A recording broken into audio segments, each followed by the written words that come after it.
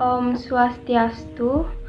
Halo Ibu, perkenalkan nama saya Nur Gedeayu Trisusanti, absen 24 dari kelas 1248. Nah, pada kesempatan kali ini saya akan membahas sekaligus menjawab soal-soal mengenai kapasitor. Nah, untuk soal yang pertama, di sini terdapat sebuah rangkaian dengan 3 buah kapasitor di dalamnya, serta tanda potensialnya adalah 12 volt. Nah, berdasarkan keterangan tadi, berapakah kira-kira energi yang tersimpan dalam rangkaian tersebut?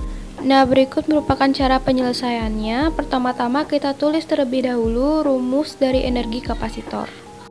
Nah, rumus dari energi kapasitor ini sendiri adalah W sama dengan 1/2 dikali C dikali V kuadrat, di mana W adalah energi kapasitor, C adalah kapasitas kapasitor, serta V adalah beda potensial. Nah, karena C yang digunakan di sini adalah C total, maka kita harus mentotalkan terlebih dahulu ketiga buah C. Di sini untuk mempermudah, saya akan memberi nama C1, C2, dan C3. Pertama-tama kita jumlahkan dulu C1 dengan C2, kita ubah bentuknya menjadi seri, kemudian baru kita totalkan kembali dengan C3.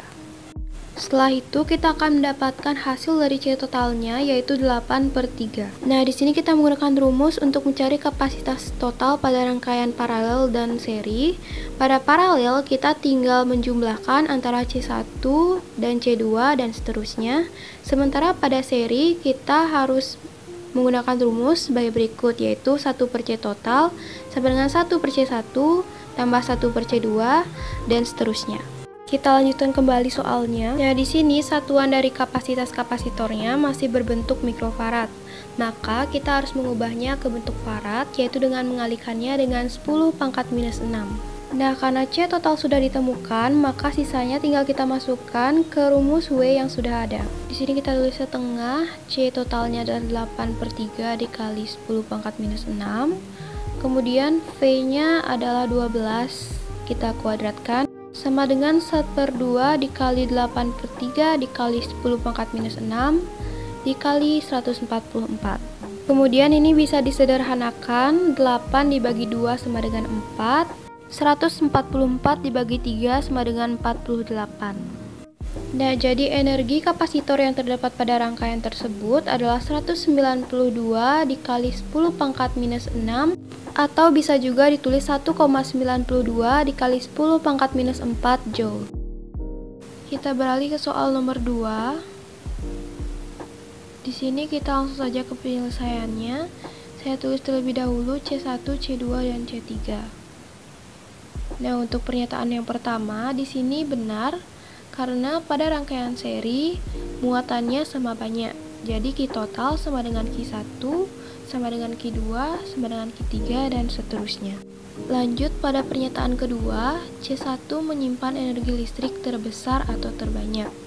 Nah, pertama-tama kita tulis terlebih dahulu rumus energi, yaitu 1/2 dikali Q kuadrat per C.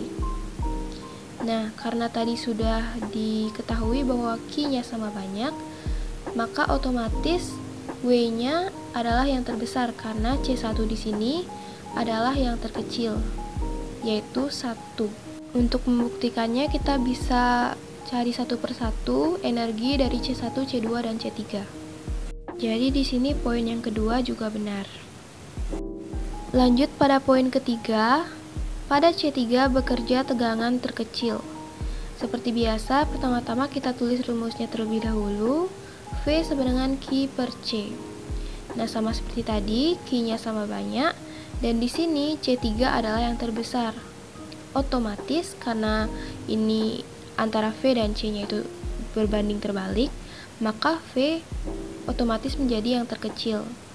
Nah, untuk membuktikan, kita bisa cari satu persatu antara V1, V2, dan V3.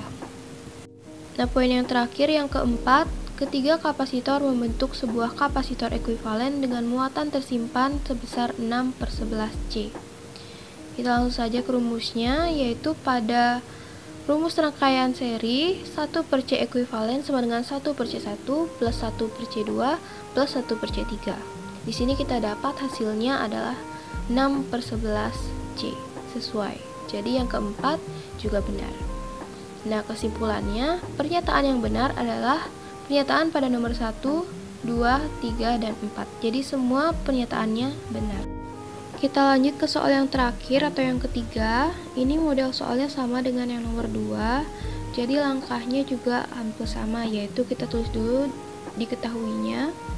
Lalu kita lanjut ke poin yang pertama, yaitu pada masing-masing kapasitor tegangannya sama. Jawabannya benar karena pada rangkaian paralel tegangannya sama banyak. Kita lanjut ke poin yang kedua.